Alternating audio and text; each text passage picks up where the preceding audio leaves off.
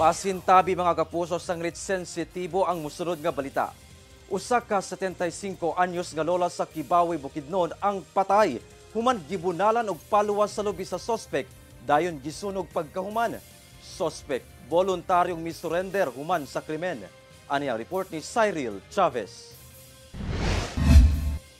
Mga abo na lang ug pipila ka mga parte sa nahibiling lawas. Ingon ani na lang ang na-recover sa Kabanay sa patayng lawas sa ilang 75 anyos nga lola.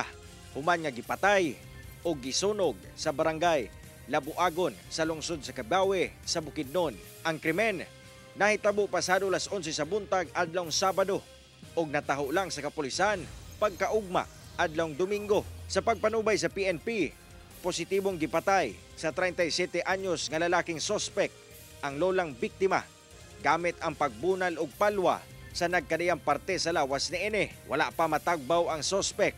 Iya pagisunog ang lawas sa biktima gamit ang mga palwa, lubi ug mga dahon duol sa lugar. So gipalo niya ng kwan sa nyog tong dried na stock. Eventually nawala ng malay, tuloy-tuloy na sir gisunog niya tong tao. Migawa sa investigasyon nga gituhuan kuno sa sospek nga usa ka mambabarang ang biktima o ginabarang kuno siya ni Ene rason nga iyang gipatay. Apan sigon sa PNP, posibleng aduna nay problema sa pangisip ang sospek.